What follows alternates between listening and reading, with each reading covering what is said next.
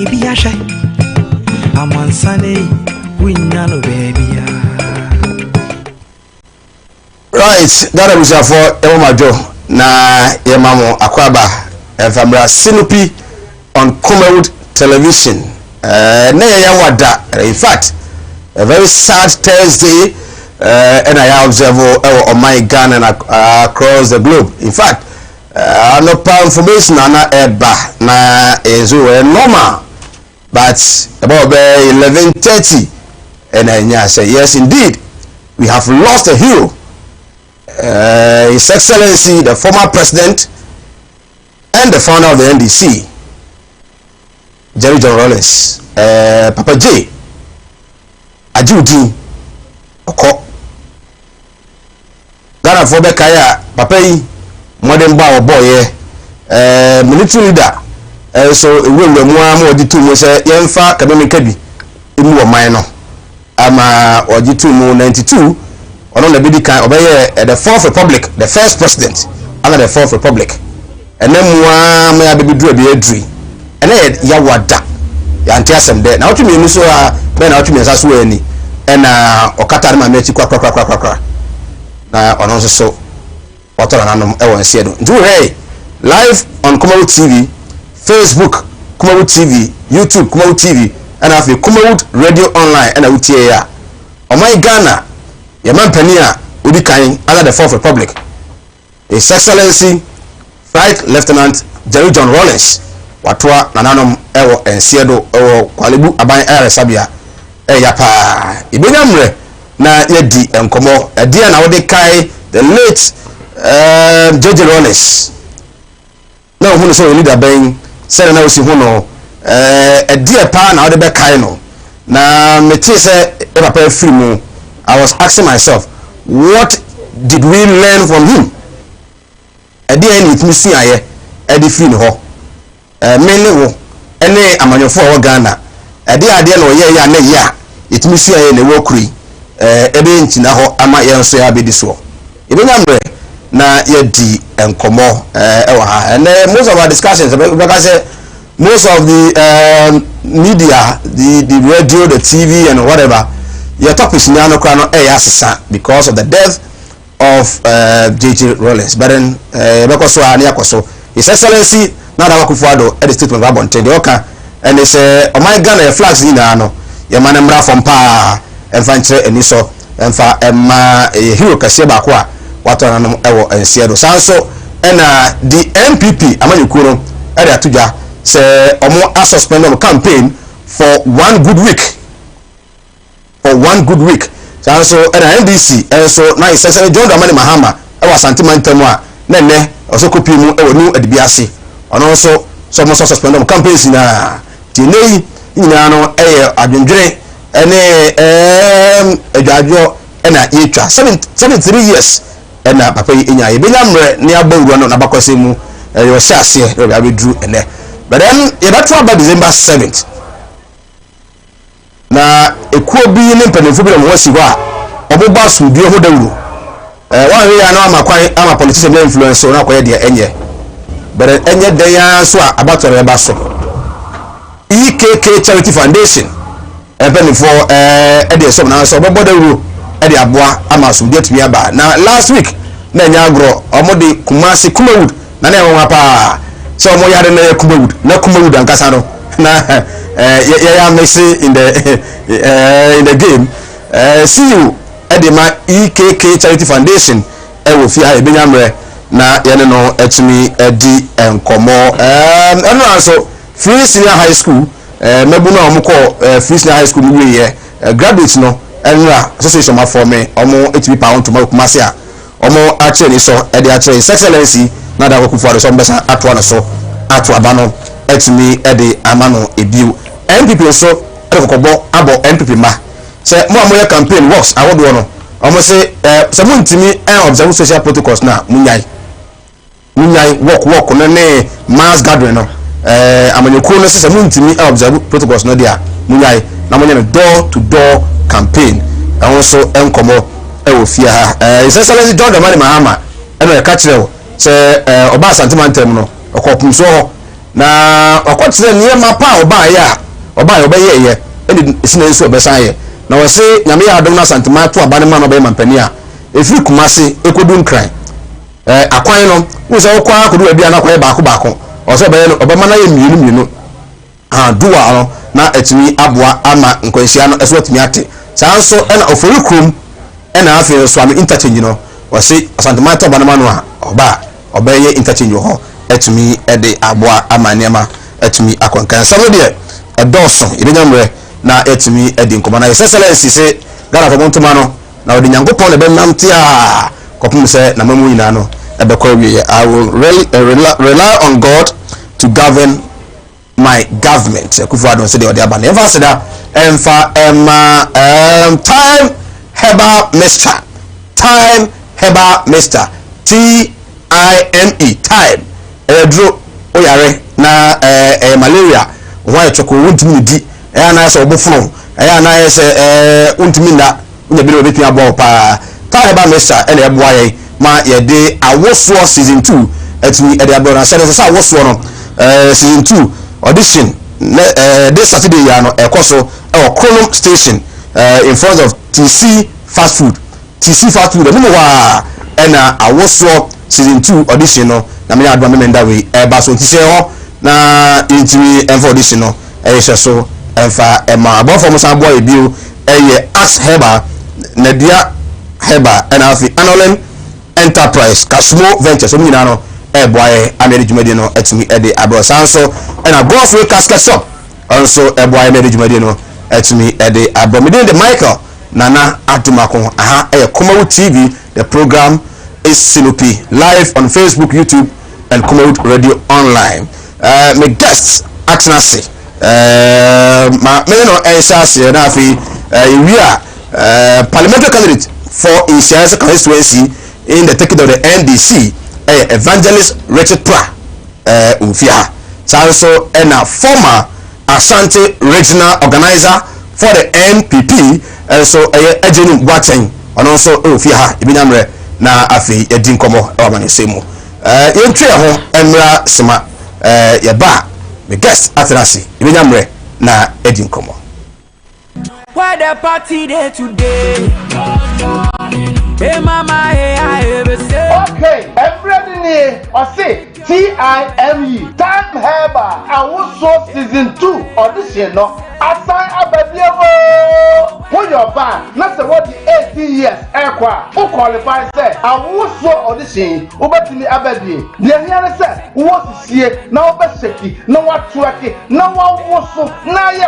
fe eno ko ana ehia say wo your ban na say obetimi aye we nyina me pa chaw enhwe ba bia poni eche Kumawood TV na braba pick forms no share forms no free yeah no capra bakra time heba awoso season 2 audition the kind of fie we Kumawood TV premises wa ahojo Atenga Junction awards park Kumase and a first audition no yade eba be so nyame ya adoma on the 7th November 2020 busumi ayesim ye ne da so and song and chase but what they after was so baby but try to for so free obvious liba no be chebi tumade a chedi mebre wom di obedika no yade ne ko Dubai empo se o pe Dubai no na se o pese ye ne sika de mawa ne ka sika de na bom ne dia ma na se dia do ba na na dia ye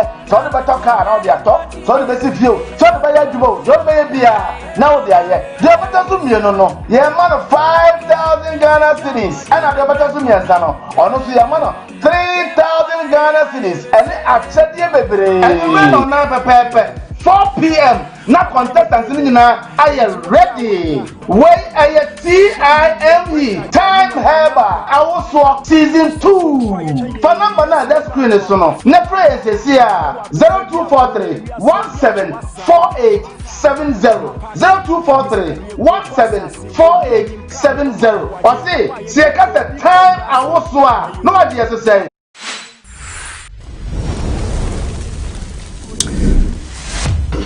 Right, Emma Kwaba, as I am from a Sinupi on Kumawood TV, and any good day, and from my Ghana, over messages are eba across the world or the globe.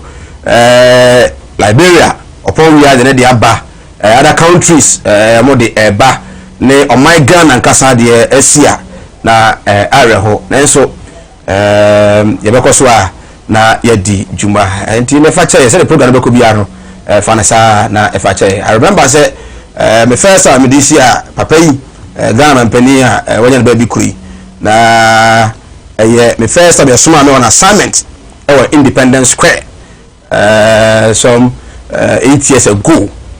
Na that time I think na over most time na oba hobi it was in the president be picture na well it is biaye me guest atena say you be cancel di wonsem ewu hia pa e mai afi abato no Mr. Evans Kwafo founder EKK Charity Foundation abanga ya kwaba ni abe ma meje sana mbom tese na mi adom boko na nso na ne ho mobro ya mai na ho yako ndende Ghana fu nya na nya asem ewiase nyina yeah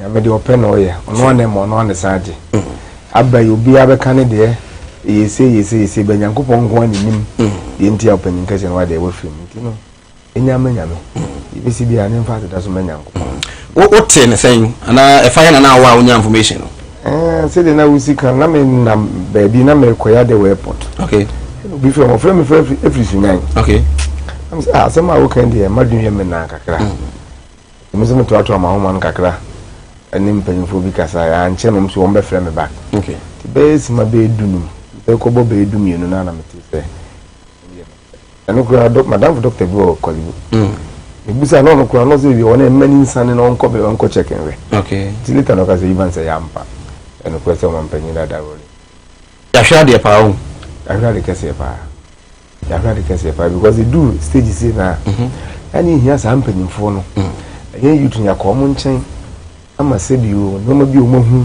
ana afọ mo nso da no ayo ma chere enti I really can say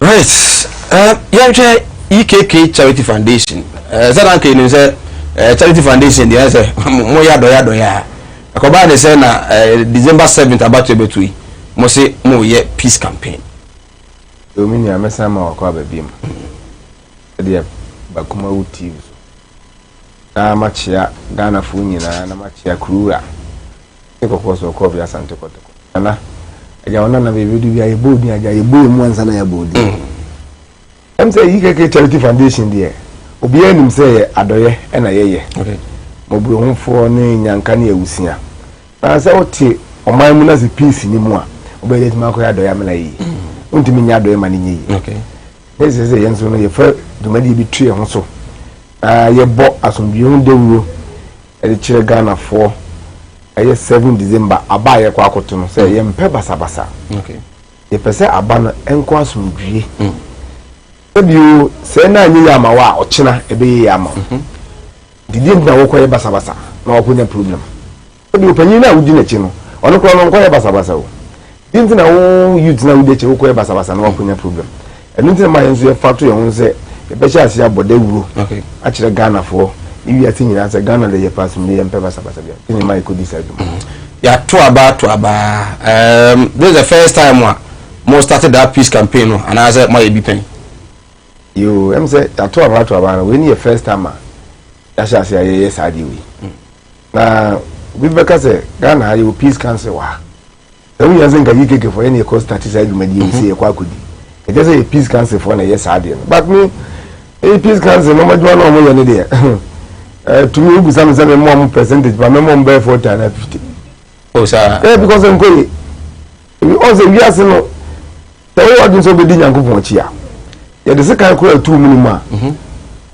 kan na yem fase kan 2 minimum okay na wu na so udi nyame chi na wu ye edi entina omampanyin ana farbela bi etimi yi regional chairman na wa yi constituency chairman edi entina na wa yi constituency organizer edi entia because of obeba wa be bontoa na asem na o ka kire omani mu fo no mu yemfinti no e no yi sampanyin fo so me so me firi ana me kwa mo nso nsa na me kan mo nko so nka kopin se we for na sabi yenu no mo class on baji asem matum na emfie na so matum ba try there abama me ebi use ankofo ni siwo oba ni buza wo peace council Kumasi home office we home office na me head nim, but I know some of the executives of the National Peace Council in Kumasi. National Peace Council. I want me challenge office. Me challenge. But as far as the office now, don't mean someone yajuma. Don't mean yajuma. Me means a peace council yajuma. Ajuma na mo yeni na say no mo aje Jubilee House. And na BBS no ma call press conference. Omo yajuma. Because peace council. Omo yajuma pa. Enka chese enye se beto aba na say peace council yajuma. Enka at least e be ka be 2-3 years am ya to aba. Mo frɛ all the political parties no. Omo nkofo. Na mo yiyim celebrities, the NDC, the NPP, the CPP, the only party, the only Ghana ni. Na nka mo nam conference by conference. Na mo bo asomdwe ho de wo e kire Ghana fo. Hwɛ me na me bi ote na Ekurase. Obeti se ka bi ye de twama anya na nado ana edwama ama. Ono peace council. Even NCC kura so kura. Come we are. So by a page again kakraka say peace council. Me peace no mo ye me hu. But so man no do you foresee say ya more asomdwe ho de wo bit me asiana. Oh, maza. That is a been previous. You to be aso etiasem pa o. E bi aso so entiasem. Everything can be say. I didn't think about man nado. O mato abayi regional chairman ni constituency chairman. Okay. Obaso o kan bi de to o man nkofo ni tirim. So no we mfi. Ne be do 7 no meto makoto abam. Endo is nkofo ni na. The peace council at least I think am rep all the regions ni nyina. What you say? Na na di ba kuruma na ajo mama timba kuruma. Na na di no afre chema untimi. Na untimi afre ni conference chema say president e ba ho. Ntimi organize mo ho. Yeah. What you say? No ma bodua no ma friend nkofo. Please can no some yes ade ni bi. Peace council ni besides one some yes ade ni bi. But peace council sample fo yi nyina be na wa sole e wo nkurase ene region ni kuro be no mutimi ko preach e chi o ma sole fo. But I don't mutimi ko preach peace en chi kuro mo fo. Okay. What am I say? Because say the Bible ni na kan Bible ni bi. But omunim de no enye omumpanyi die ekuro mu ntina ya yem so mo peace council. Okay. So ye hwe ebia omodio no chiri benyamre na yetimi adi ho nkomo na mo sha se mo boss bi ho daro no se na esiko. Akoye pa because you start yakọ Kentampo South. Okay. Yakọ ba bibiri na wo ho anu bi afro. Oh, asem bi wo ha ka etim to bitim. For example, me no tell say say me no problems is here. Na ma police be chime a. Panyi bi no beba o, age na busuafo na beba. Ko ti ase ntino yenam ye fiem ye kire o mi kai say ye ko ye peace work wa aswansi. After work no Sunday no bi frame free aswansi. No say wa money din. Number different me kura mpo no. Me yes me friend back no number na anya dai anko.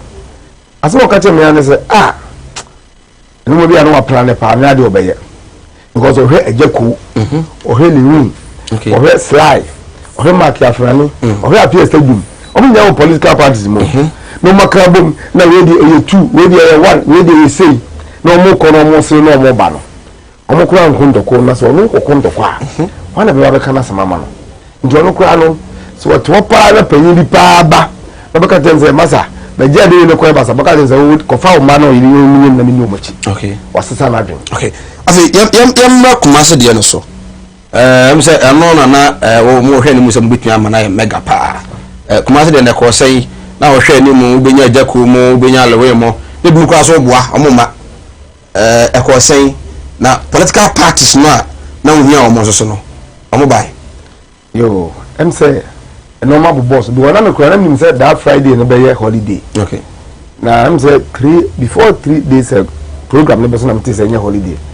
Say of this statement we want to say holiday. Okay. Na ni invite political party nkofo bebre.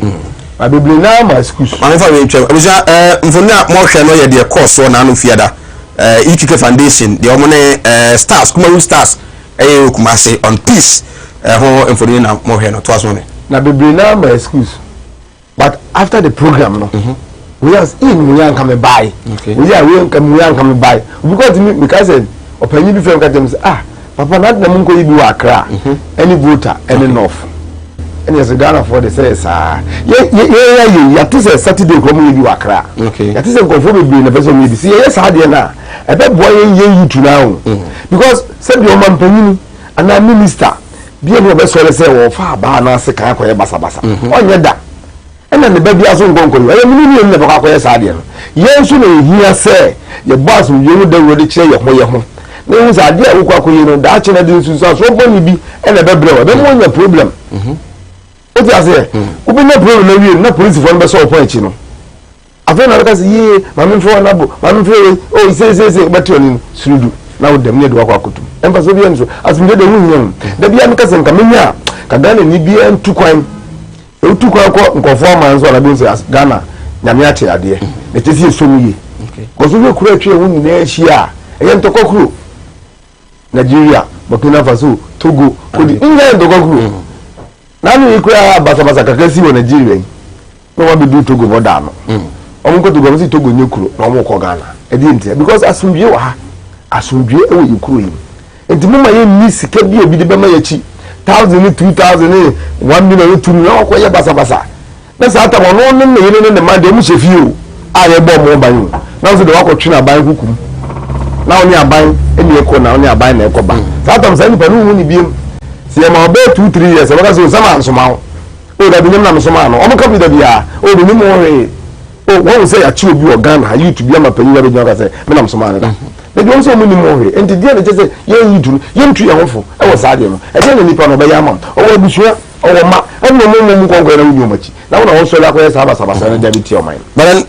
obi so nka say bia enyuma ye ni honti na bia mabro no mo kwa ma politicians no ebi mo yusu o mo oh ata enyuma de me da bia nka say ya me de mabra bakwa ye nsusu de ma yutu ni bi me trank kan be 4-5 years na me nya aduma nya na me da bonto but ma nyi se me mo bia yusu me was we are saying ade dia obi determine no ebem nyangopon ono na emma ono na sa che da bia nka se sika nipa ni first ko Benjamin Nature uto de me tuma promise me de be ma wo se nyame akwa akoma me mpa ma wo okay and this ka say na panyin no de be ma wa obedi agboko ko do stage dance ni sika na sa okay because obi on beka to say ko e basa obi be 10,000 and na 5,000 da show nsem da okay abu so 2,000 2,000 ko mo ni be ba ko na mi no na me nsa na mo ko che o de ni wi ala me de ama mo obi wi no be fla bia ni pa ko hu ni biem da police for so open chi and this year election there mo ye nyai MPP NDC no you no bo ontoa e no tumfo ka no so ka de waye na asante nya de e kai ndi asante kai de waye a o meto aba na ma na so on kai a on ko to aba ma o di ase ndi mo ma ye nyai watimi wakame na se wa ya nyi ye ho na se ya nya adwuma na se ye nyuma na antoa ye so no se de basa na be bo man mu de bi ba bi no o man na be bo. Why did you decide to be issue stars for this peace campaign? Obi busa me. Am say me trust na me say that stars no be our party a we dey wom. Oh sir. Yeah. And then so when you let me baby. Little baby. On party. I got go by. You say be you go MPP. I got MPP. Yes. After the bounce and this. I want to finish here last week. Fly by who say MPP fly ebunukum. Tabita ku say MPP fly ebunukum. Appear to be by. The reason why say Ghana flag dey ebunukum. Appear to be start. Oh, so that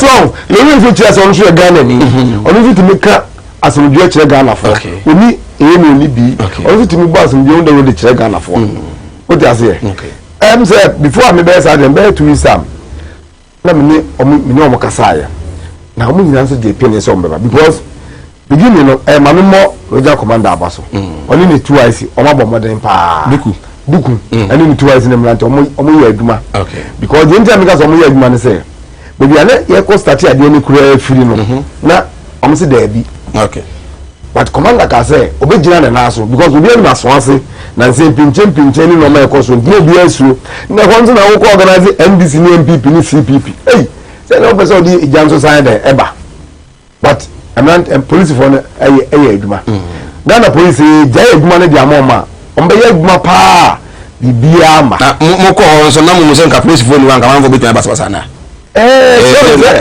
like police phone wa nanka obi ntimi nya basa but basa obi nim be basa no be feel beba obi okura wonante a wokona wokura ne owo ne hi obetimi de basa na abe feel na afolu obi a but inshanka nya mese police for no bo mo modern kopun say e be Heroes Park ya ibia ntimi bo police for na baso pa abusia ye din komo December 7th e ba ko to aba asumdi ehia pa ye ka nyina ya ma politicians ne kwan na won betena radio so TV so e ba e be yewi na se ye ntimi antu ye hofu yi a area na the elections no kra no results no kra no went me and TV American of all nations enei abato mato kra no omo kontokwa de so mentem ho askakra abem kire se ye bi ma de ihia afutu pa enonti na IKK Foundation openikasi ade ba wa na emusa the number person mo achieve no mutimi achieve ye ya achieve him fine because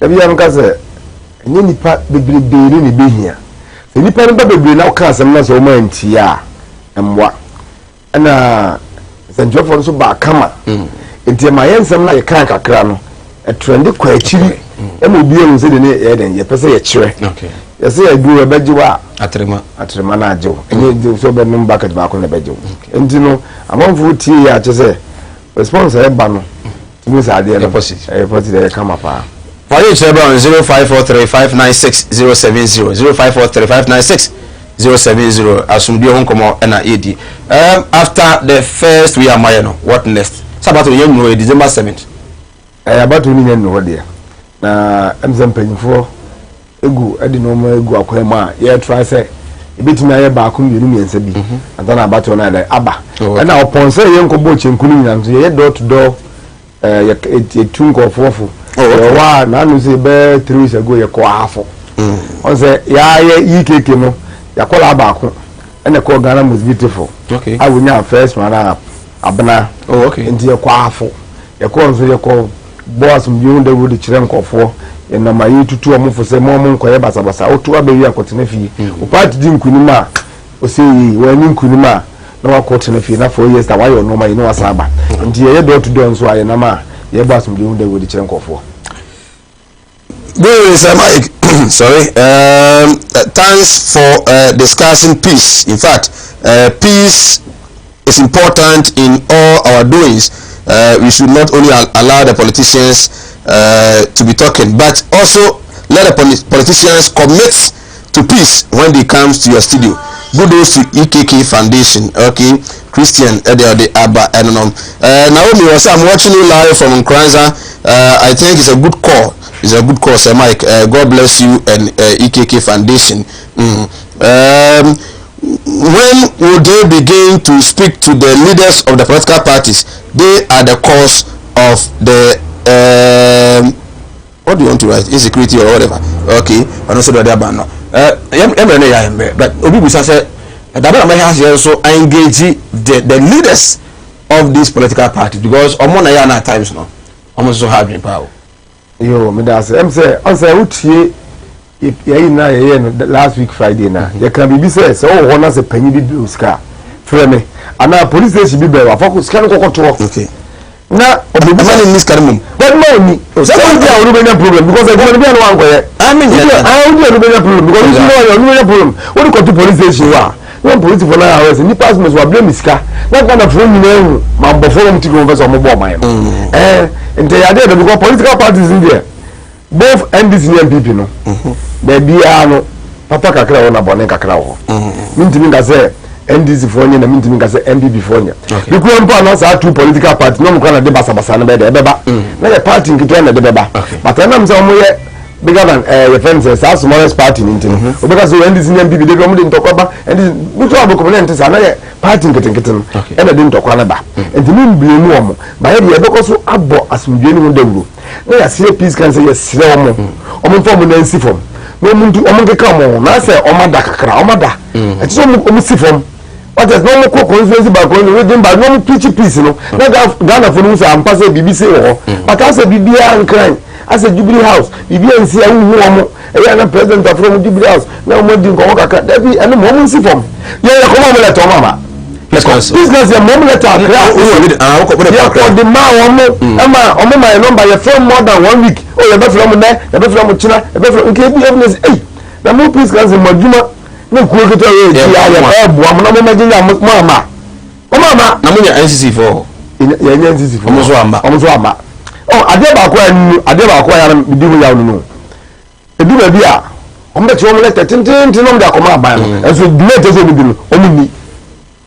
Du mate so mu dima o man no ni enso me toilet tintin ne brofo akasia but du mate so mu di no mu ni Isa yene ora Evans Kwafo EKK Foundation charity foundation covered by and I know Edin Kobo. It's all about peace ahead of December 7th. It is before, during and after. And after the kwani hu no.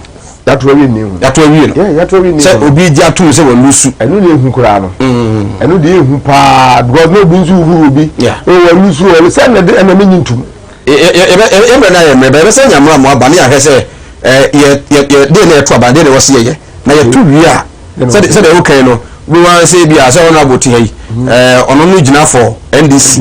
Isi aso kan so isi. Ebi lusu. Ebi so bi wini na ni tanye no lusu a bo se get producer ko fa bi se from Dakar bo ko to the obey nipa no ehuru no to the level bi no so ya na ha bi o na ko fa ene de bu foni ba because ma lusu ma ko dam ba bi na me na o za ba se media ene de Africa for the 12 bi e bo ha e bu fupa na so ba ni dai aden de una lusu aye wo bi ni okay o ya wo bi ni okay Mr. Kwabo o fa na west to me viewers na fa enti media message Ghana phone na so man ye ni Ghana o ba bia Ghana na e ba kope enti asu ya so fofo no afutu o mu tu o ma solid o ko asole a so fu be dia ni mo te so pretty peace so fu ko dia mo te so pretty peace obi anya mfa moa mate se progress na teko toko yin kura be ye peace work okay so na mo partner oh ye ko ko den aje ka ye ko bi pa yin ya ye peace Ghana ye do Ghana ye de atumbie wa ha because chief o de think asa be right Ghana ye de asudi wa ha untu kwan na wa ajo say bi a Ghana ye pa ntokwa no so si a the vulnerables amofra ma omna wa mete ma de so betuma dumika na oba obetuma dumika gudu nti wa brante na wo akoy ye bone no ye de akodi bone no dire hu se o ma no na ofie sa unia ma mo ofie sa omri pa na do mbefa okay yes enu adi hia pa next time ba na be he se betumi anya entokwa sisisie Liberia na Ivory Coast ade ni bi na ye ya kire microphone so wa so we are na emso bu a hu bi denti no who see this sai no kwe right enti madam asepa na mi nshira mo come good now me bomba say be do be next year no make my radio station amen akamu TV station no amen madam asepa right awusia yene ora Evans Kwafo ena yedi eno no edi enkomo ewa ha mama na ha no zo Kwafo tako radio pa enti no radio no ye ya no ko baby right you che on ba this year ye ba ye ne wanye fono so ever to aso ni na ga okara na amana da fumo bi bela kwa ba sama gemre na samre mo hemi e ke nje ha ba ye de time da ba mesha e bi abeda maso na mare fever na e ha wonu ato untumi enidi da na ma hono aye mre onu e ya wonyono a bo made na no time da ba mesha e bi bo ra brasta e ba so pharmacy show bi akwa wo say o be time da ba mesha na wonya bi a e bitimi aboa ye wo ke nje ha ba capsules e ya dura onu no ma aboa man kwamo ano enya hodin esonko the send da na aboa mo tumi edi yare eso na wonya ke enji haba kapsusu bi any time haba me shan na wokabo na no ma dia no kwasan sene esewani na ensese e ka kiro to make am fosa inu emi edi amount so bi bera mo nwa transfer haba to pharmacy shop e bi atun adu bi akwa so pe ke enji haba kapsusu any time haba me sha so for number 0244 417 669 e be that phone na the phone na so munya da je na mo hwe me din the Dr. Kennedy Usu Ajima me do bi bia as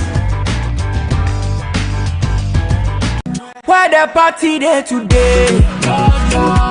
Hey mama, hey I ever say. Okay, everybody I say TIME Time Heba and also season 2 audition no assign a baby put your band. That's what the 18 years ekwa who qualify say awuso audition obetimi abadie de here say wo sisie na obesheki na watoake na wawoso na ye fe eno ko ana ehia se wo yoba na se obetimi aye we nyina me pa ocho enhwe ba bia poni ade Kumawood TV na bra ba pick forms no hwe forms no free yeah no capra bakra time heba awoso season 2 audition the kind of fie we Kumawood TV premises wa ahojo Atenga Junction awards park Kumase and a first audition no yade eba be so nyame ya aduma on the 7th November 2020 busumi ayesim ye ne da so enson and ayehase bomodi ase wo so bebie betwa de for no so free obi asiba no betwa bi tumade a chede bebre wo di obedi kan no yade ni ko Dubai empo se wo pe Dubai no na se wo pese ye ni sika de mawa ne katika ni na bom ne dia ma na se dia do be na na dia ye so de beto car na dia to so de be si fio so de be ya jubo so de be bia na dia ye dia beto so mieno no ye man 5,000 Ghana cedis and dia beto so miensa no ono so ye man 3,000 Ghana cedis and achede bebre and we no na pepe 4 p.m. na contestants ni na are ready. Wait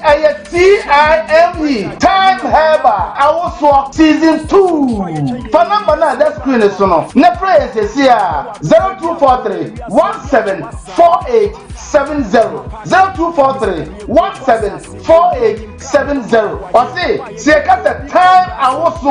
No idea to say shake your waist. Time heba also shake your waist. I was season 2. Sponsored by TIME. Time Heba. Party day today. Hey mama, hey I ever say.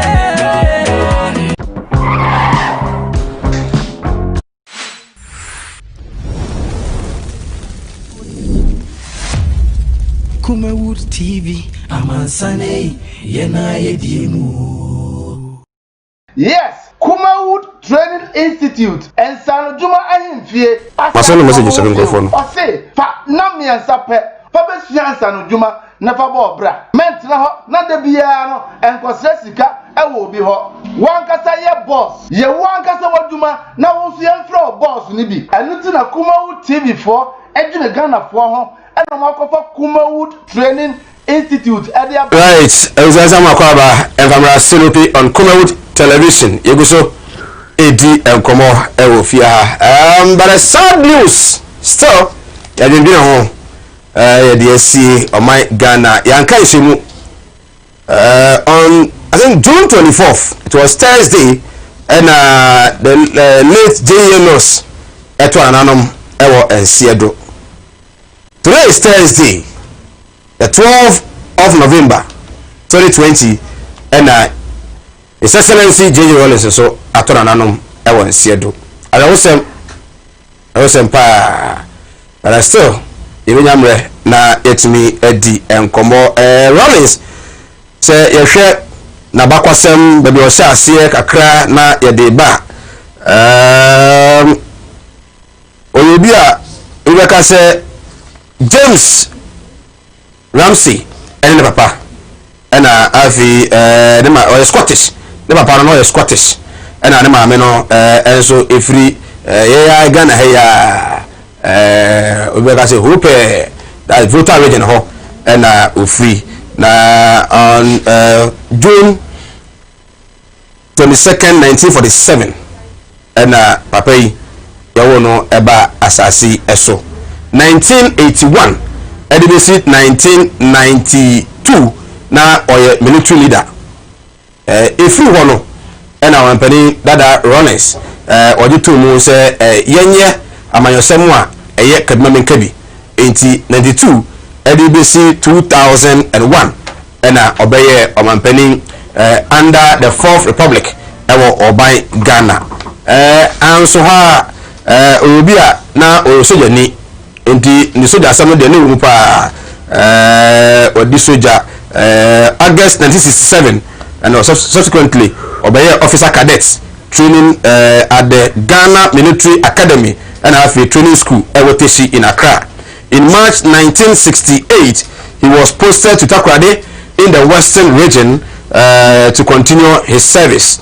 On September 14, 1992, he formed the National Democratic Congress. The National Democratic Congress, the NDC,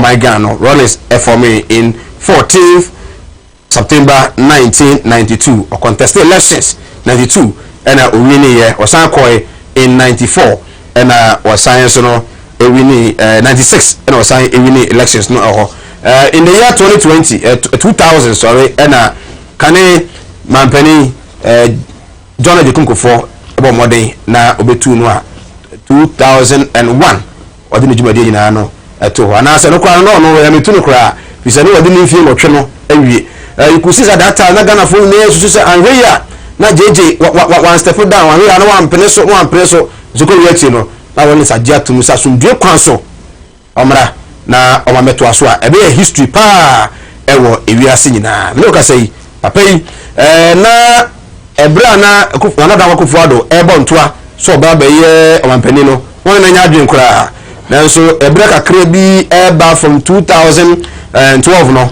who say odene be ye adwen pa amani me no ka say ansan no be free mo no na eba se obi a woni omampani otiso yi eya yonko etinase eka no ho sempa na kana mampani dada JJ Rollins no ka ho a oka bi pa edema mampani ekufu ado bibi kwa no oka se mampani ekufu ado yo mampani a otumi de nansi ho fight kronobo o my Ghana na aye someone ndisi for kwato bi ona mo ncheda entiase mo be kai a se ya che krama no na se cage mu into otumi mpo biu ene so nyina no na ebi attribute to the late JJ Rollins ono ene nei nyina no yesu no ewo o my Ghana.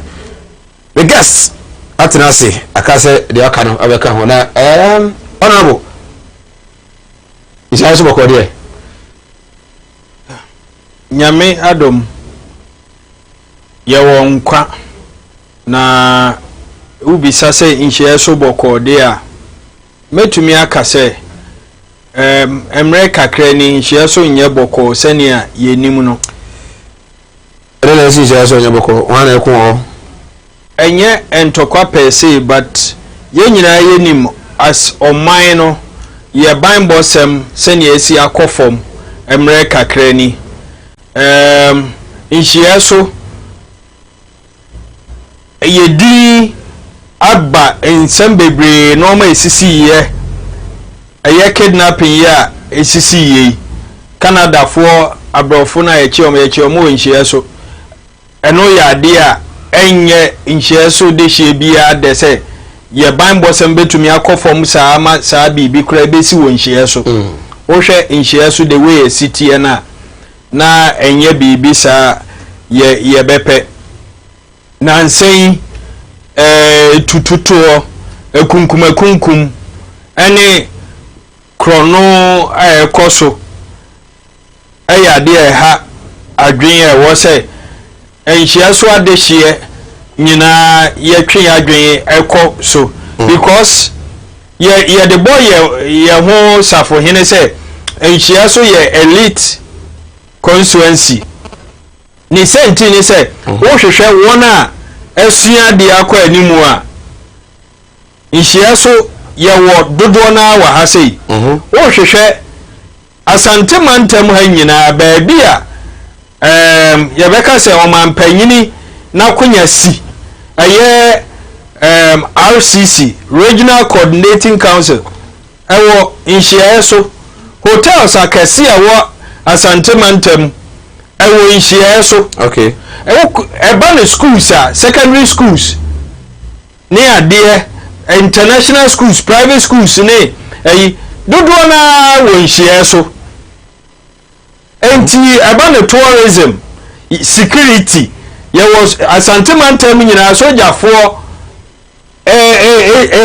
omo head your friend officers mess won share so enti the normal way na yede etu ye ho but emre kakra ni ye Bible sem no ama bibia ayebasa se wo sa mpanyifo we nyina wo nhye so na sa no man ketenkete we ene sa no ma krono ketenkete ne sa awudie ne yikọ so wo nhye so a na egu ye ni mu ase enye adepa enti going forward no ade a medesre enhye so ade hye aye se ye besan so akọ back to samre na wo asem eye masem wo Bible ye me Bible ye wo Bible no ye ko ye hwe ye revisited that time no ni entina se ni hwe kwan a ye befa so because wo sika mpempem na wo da na untumi nda wo pie na wo ba fie a wusuro wo fifie kwa abonte a wusuro a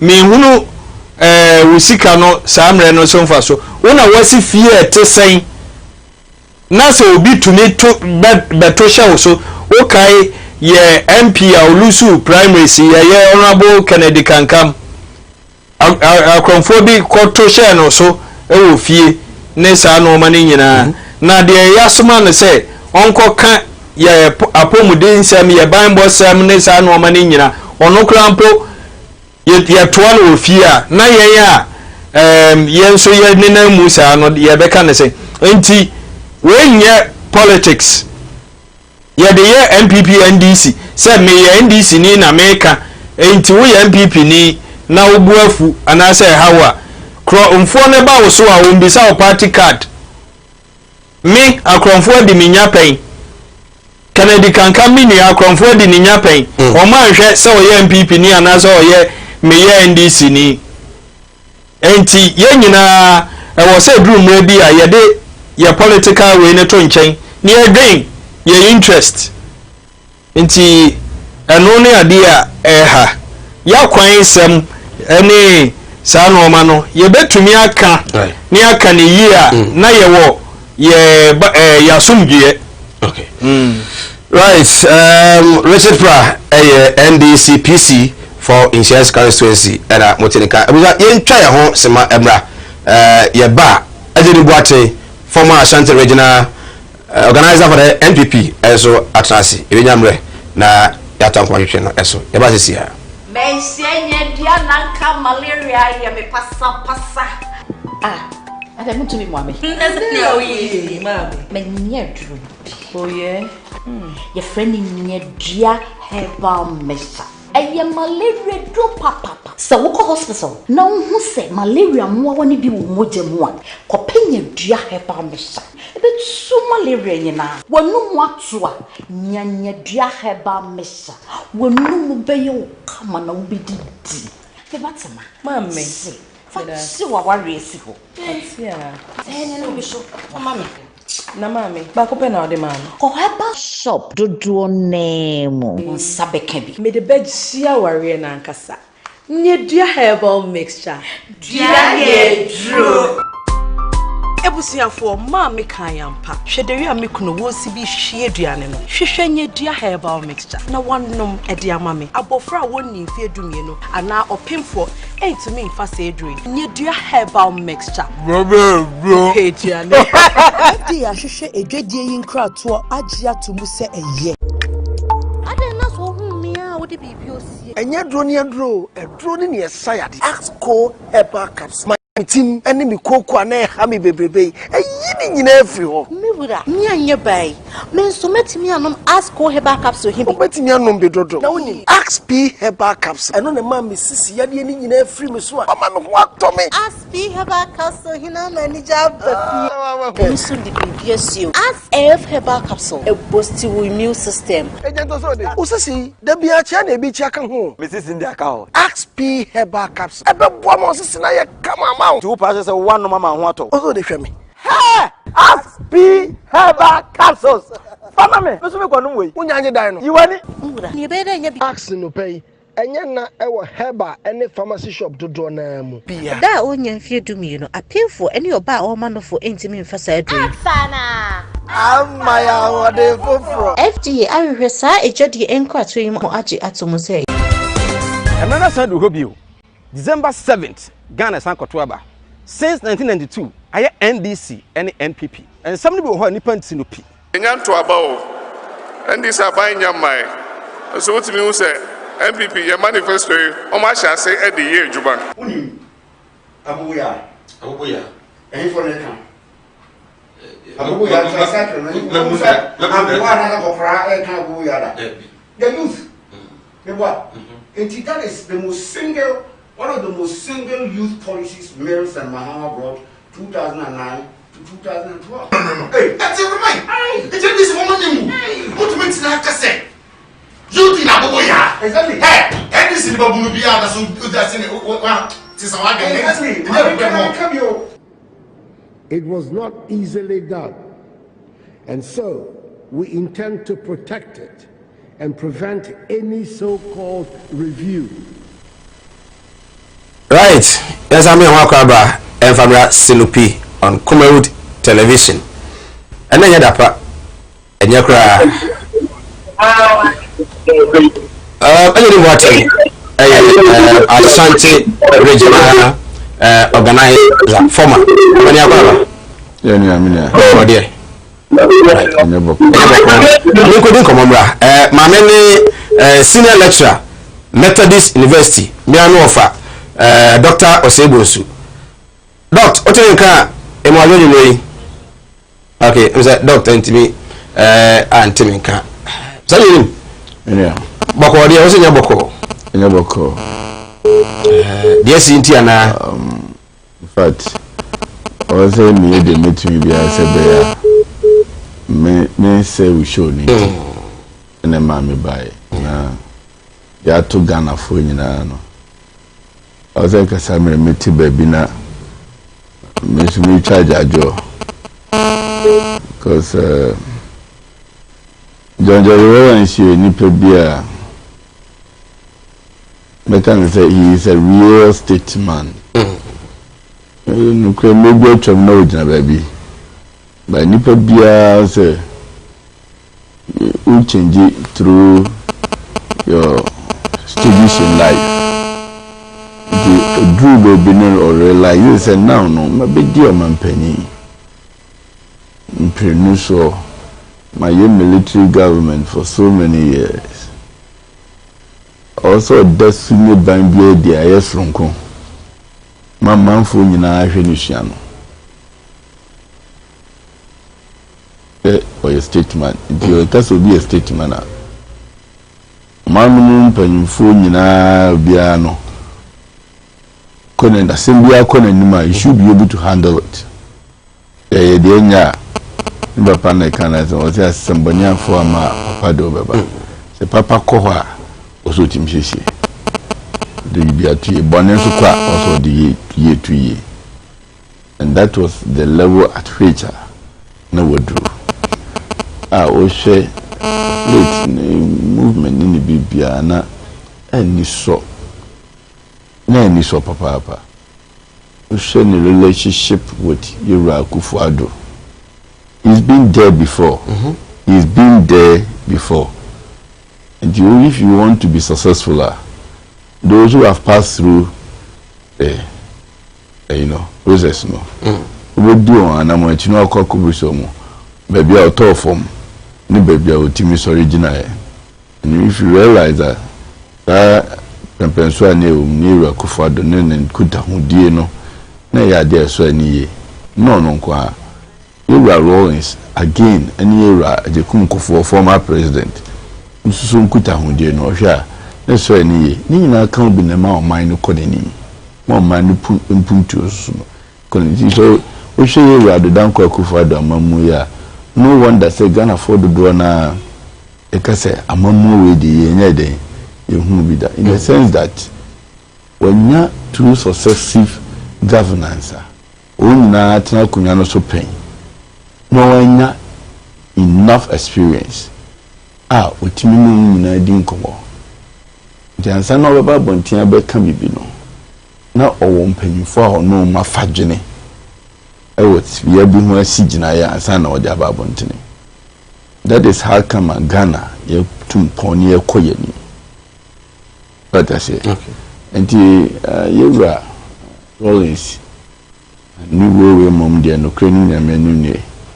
me metie dia aka me papa member honorable officer or number you na Rollins so but you say what news no of here now we dey na what I say na we na ya dia say minimum dia hia mu right. In fact in the anopani na campaign time na ewo mu yenso eguso aye bonto a oni say adwuma nde yaye adwuma pa ye rather than Kufa do adwuma wa ye Ghana unprecedented we yewa ajekum Kufo amamu free honoma I will tell you yewa Kufuado my is the second. Oh sir. Oh yes, to me make them who say otosu mienu and I hear crowd obi ready kan because anano no uti yewa ajekum Kufo nsema na o kafa amamu yi hu sese ya let us say yewa Kufuado amamu no asonani abroso. Let us say sa papa o nutwa to ho no ya be fa sa no so ama the expectation now no hwehwe na eden abema abroso enti na yebusua ye ni nkofo edidi nkomo ebobo aye ho imiti anu we frame say right ma me nkodi nkomo bi on crime ra ma me ne director of communications edema NPP ono aso na ye adenta masebejoni lawyer Boabe Asamwa enkodi nkomo lawyer oti enkan ni ya emwajo we you so bana na wadaro ma bia boko de na ya bu good wodi abobo na ye di efa wampani dada JJ Rollins ni wu a wa free me eho endi bebe rekoro mate se wampani dada Rollins wa free mu na mote ya mote de sen I want to see I think me there and you be a me no ba ya na ye tutu we ni na se meti ndi ati Musa bra wo te ye no ebi wo ha Ghana de nim se wo ha ye so we yasi ebi nyini ebekomu ana nya no kre ebi wo so ana no kre wo te ye na wo fa hene se na wo se te na wo te ye no how do you take it me who some them me I know be some say wo as lawyer Boabe Asamwa me lam kwa na metie na ye juma kwa na efe me be na me che be etie na e ba me cha o na se mo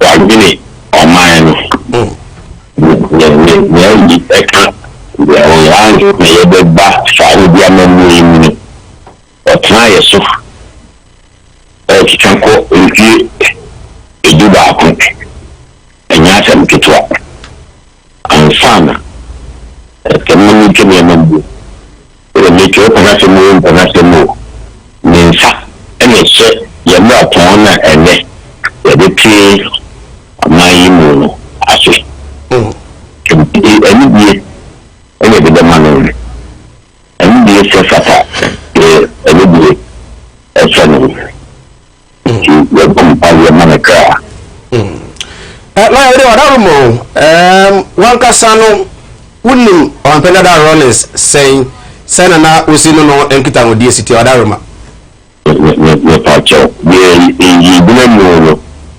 ayo ho ni nka temo ni le mi ye revolution but me ye si ye mi ho ye tie na ibika na busia we na meka se wadaru ma amanyoku MPP anamonto be na mutu e de afa de mati ye se be dedi e tutu kaka e bi pa me ye tutu e abo ade na fi mu idan kan mu ba me so campaign de ma suspend ana o mampani aye je to bia ya ibo ye bia na franka him diafa aye bosumi na wachi ani bia mampani dada ye bia ya o mampani dada entuta bi bia ebu le remano nje mampani tunu ntiu to bia na franka him say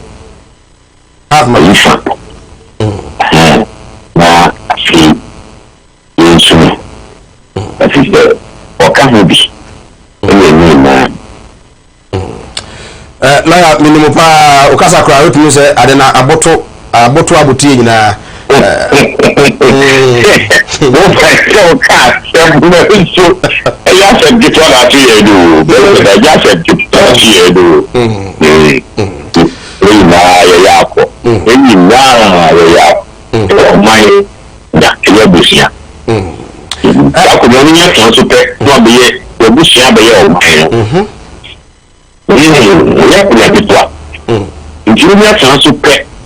na fi wo busia be o man no ti o man ni na no be ji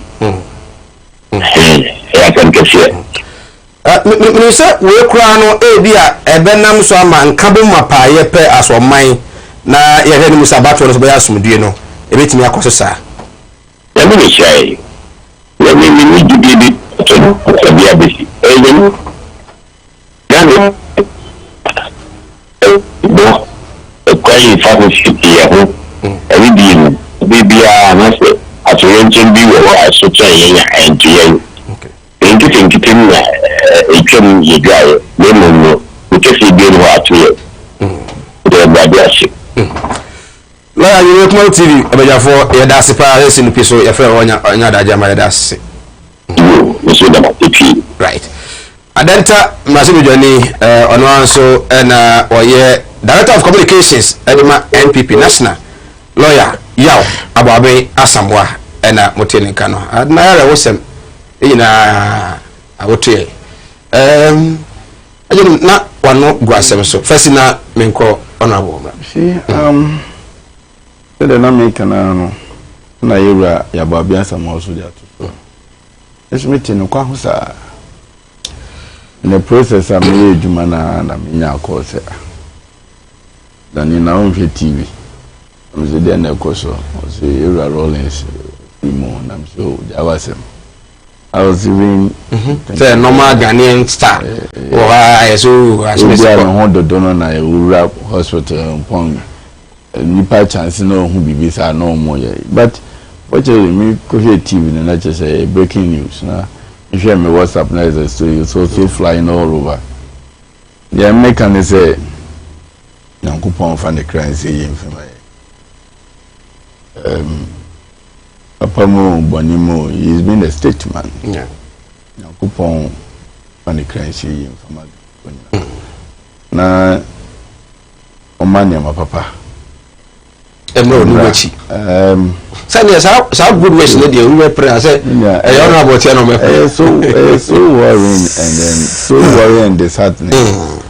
Era at a statifree on Kensin Aka. Ama mama ya renfi. Era and Kensin Aka and the free no so. Okay. On also a vice president. Yeah. Of the new and the new party National Democratic Congress. National Democratic Congress and National Freno. And NDC, right? And a bar. Why a regional organizer who name NDC? Oh, means and this in the meaning, but almost tens of there. Okay. And said that and come from now NDC Akakoye Ira Mills Atwasu Ira Pakwesi Atwasu and now Shima MPP Yenya and so fresh Ira Aliu Mahama so Ekoye. And now founder and this party and then Kolani na Bemwa in Champagne for the other pay. Cover by a year John Jerry Rollins and then a year na Kunadu. Na also so DBC ho. And na year our founder no so call. What it means ni say Inyanya Kupon ahoban bo kese e de man mpanyimfo. So no ipa bofus bi so hye baabi na odi inya odi bone a Yankopon be pa no hontuma obia so I I also suspect say bibi o dey say 73 years yes I suspect bibi but a normal practice when you see is a you test your team ọsẹ mi ṣe àṣẹ bisa mi hwehwẹ ebi ana bibi kọ so normal practice ewo bebia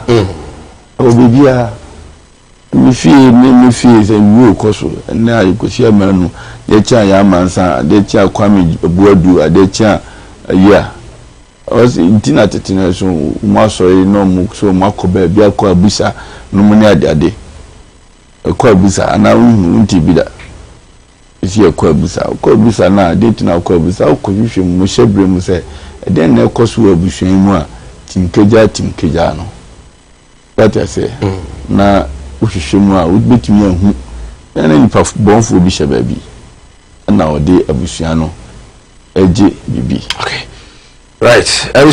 Yedin komo on the death of the former president, the first president under the Fourth Republic, J.J. Rawlings, or no, and then Yedin Hong Komo. And young Komo Pa, and so every day 0543-596-070 WhatsApp for numbers. What's it just about the young American kind of info?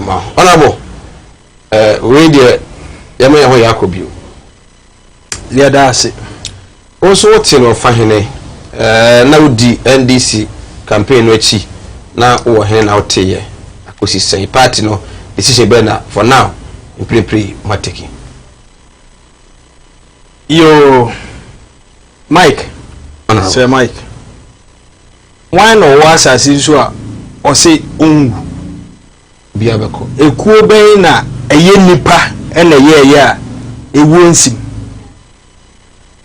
And nano ewu ye to me the year politics as a can be more near than an aminam upe to me inti me mete hey the next minute nyamini nim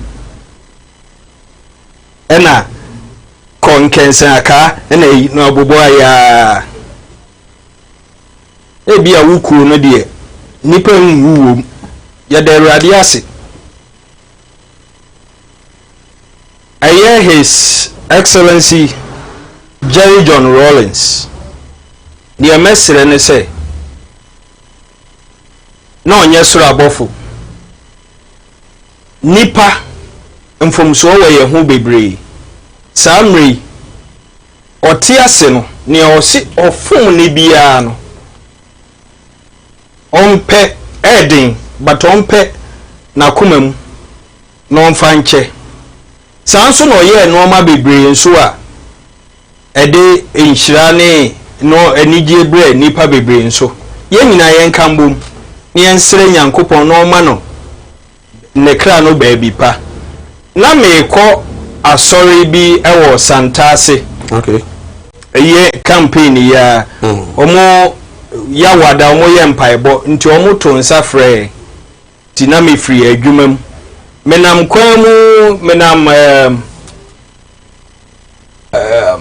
santase o na me ya ben asori no na me about 12. Okay, me tie news na omo break ye ehọ na course na start basa omo frɛ me do santase station okra nipa na etwa chenku omo gina me ebisa me na me se ye nyina nso de ye atini tie no kre ehona ye frɛ gem ewo krom ha ti me frɛ omo enene nam ekọ obo ase no na omo se ye no kre nti omo ntumi ntoa so but nanom atena se nti na wo so ne omo ekoka ni se nti o ntumi ntoa so no eno okosere omo nti omo ba akuma ase omo kɔ enkran mpanyifo ebe me ya show say enwumre enche bia statement free party no ba statement free Rawlings abusuya ne bazanato honorable ensa ehya ase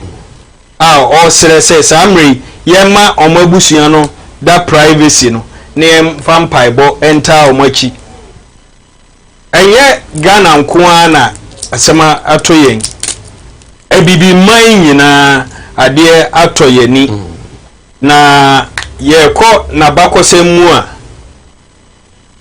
oyo soja ni Ghana Armed Forces na eba no wie mu hyen aye soja fo wie mu hyen ni ade ede ko akon ni ade ya otumi rise ya nya the topmost we say and until you use flight lieutenant flight say year 2 year we mo share ni ade no na me ma hwehwe ni videos nkakra oyo obi otumi efa plane edane plane no ni ode plane ye wo wiem no wo hwa awani ebeje na maybe ode plane ekofa akosomo adome bridge na se ensi Ghana obi antumi nye bi na oye no ma bi a chese na danso na obe ye omampanyini soja bre no ye nyina ye nim tambia me kase that 79 cool no na me wo 1 year ye wo me 78 fanchire bra okay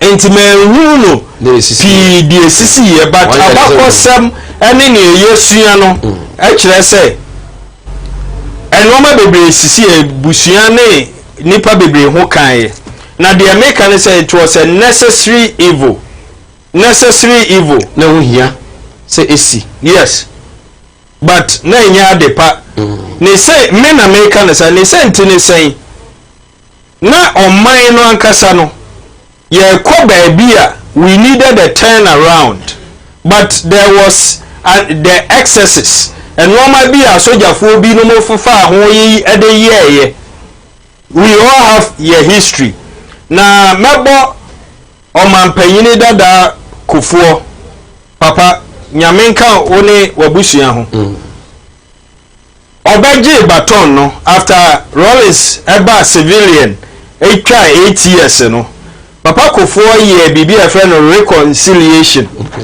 na ho behia say ye nyina yetena se ni oblehwe wanim na hwe wanim ni ha wo no ka kire me de ha me ka kire because na ya odu Ghana ya odie wo nipa bebre mu me wo say me lawyer Baba Sabako edu kono no say so be ko ho no because also me aware yes say the family must go through a lot in the hands of yes we need to admit let's shun the hypocrisy yamfasa ye nya atwom na ye de ye politics yantumbu we don't need that not now yanka no say ye sitie no ye wiye betumi a yensuso ye nsem wo ye MPP mi ye NDC ya adwenkyere yantumi mfa oman ma one party nyankopon po boy ye no utiso mitiso adwen wo mu adwen wo die mu ka wo de na menka me de at the end of the day no yemfa good epono no so ni ye no yemfa nkyekere oman no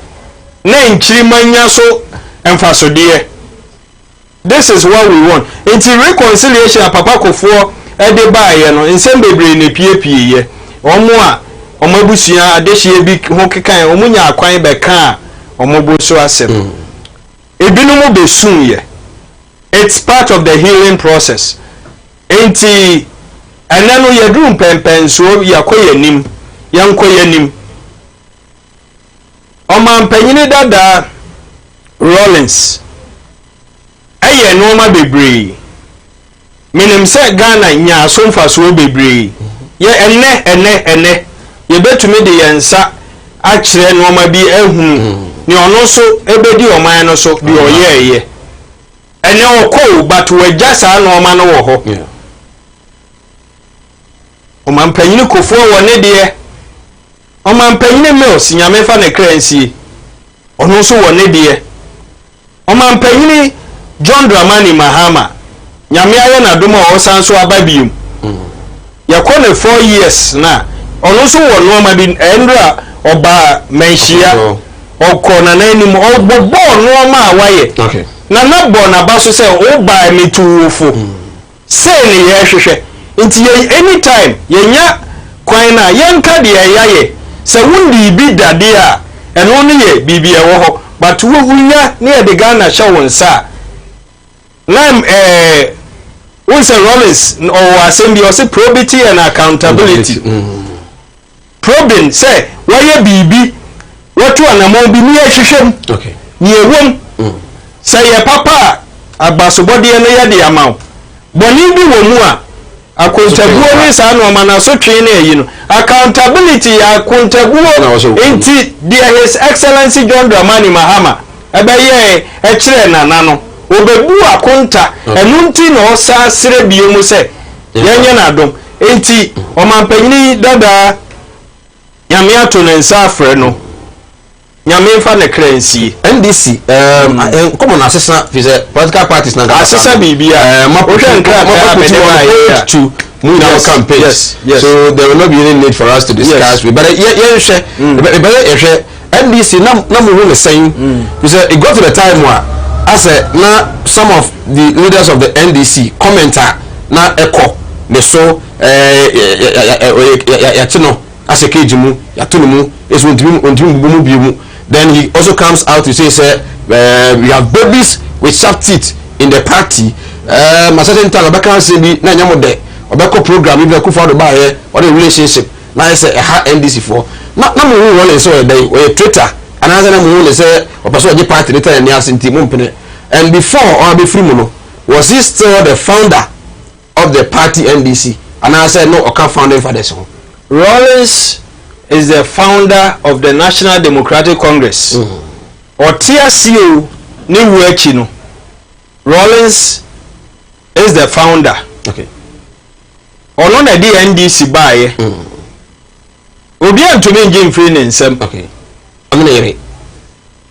Ana yere nka ho. Yawo arehuom. Oh yes, I know, but say can Rollins necessary. Yes, founder, yanka founders. Okay, but at least I say behind every successful man, there is indeed a woman. Enti ye betumi aka say ne maame na wo no, enti ne maame ka ho, ne ma owo omo nso ka ho. Do wo pese ya stretch na sa na busu ofiri mu. Oya kani. I say behind every successful man. Then telephone him say, "Maame for." But I said there is a woman. Minia Rollins is the founder of the National Democratic Congress. Okay. Good. Not Ofri Abusiam or one name for Wenuanum, but we have only one founder. His name is Flight Lieutenant Jerry John Rollins. Rollins is Bibri, but there is only one Jerry John Rollins, who is the founder. Now, who besides say, na yenene NDC yenene asitrem na ete saying ayekuo nipa dodo ekuo no samai oti hey minutes now this na yes no problem oti hey monye team you are a team sure yeah why do you say omo e wo fie ha nyina na omo ni je de wo ye hu sometimes we can send be on air obi wa akire ho ni yemu anka wo kan in a certain way sure and certainly mu wie program no kra mo tenase me moye meetings moye mo ehwe no ma bi aikoi enu nti na ama Kumawood mo improve bedru san pempenso yi inti same with NDC metumi akasa ne wo mpanyifo bi wo a Rollins anam ntuo ne nsem kaye bi mu na enye omode yawo ebi no so a hold in high esteem. Me, I grew up in the era. Me won normal baby a me pen Rollins ho. Me will be what me mpe. Me you dia me pen no. Okay. Me dey bo me bra. Dia me pen e bi ne charisma. Owo that nyame na de chair no. Wona wo chiri no wona wo tan na sen. Se Rollins be gina wani mu a. Ure to me free. Wo bufuo ni we yi ni nyina. Okay. And or a leader, and he led by example. Okay. You want the videos, you want the phone here. Yeah, railways. Train Bafaso. No, pager. Today, can we leaders point like that? Leaders like that? Okay, we also see that yes. Yes, I in the background. Yes, and a minimum so if a share coat into a mono say a young so many they lead by Casa Doduo, but Rollins was a good speaker and practically a good leader. Okay, first of all, but what answer the question then? Let me say before his dismay, now NDC party now I found no. Now we saying. Before his demise, he will will forever be NDC a leader, your founder, and on one kasa he has a right near at any given time the person or ye. Maybe the party as a body no may disagree, but it doesn't mean say ya puno right.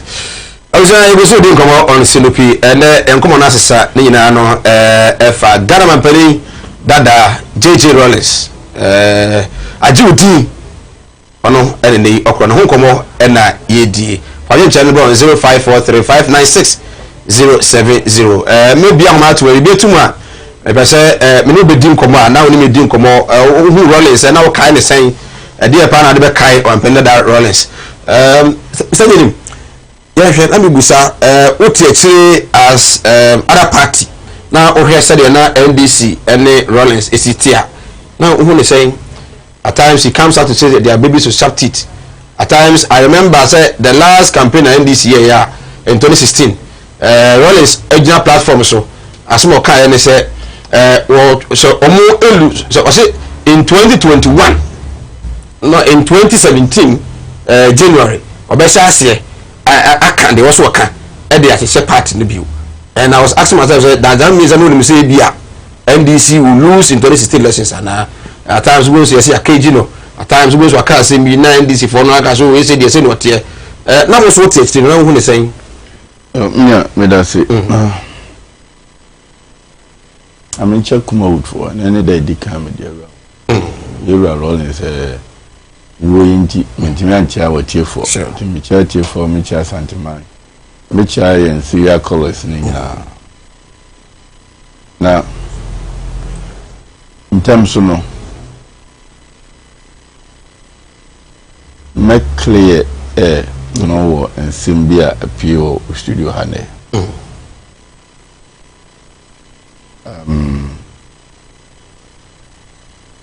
ya kanu wa hase yura eba mensha nana etunufo akyerɛ ne de onye ajatresa no on record na no yura mahama ba yura tunfo penso ho no kakyɛ nse kono kaka oboni awayo akyɛ Ghana fo aka oboni wase mfum so na o mfum so ne boni aka ko oh maza that's not person me kan boni anam from so ensunsun ya dantem ni say boni there we am from so aye boni all right maybe don't try to shift there also ko kan boni ko bonika that I say and this no ya da no ankasa nanim yura na no ba ka kire yura duk akufa do say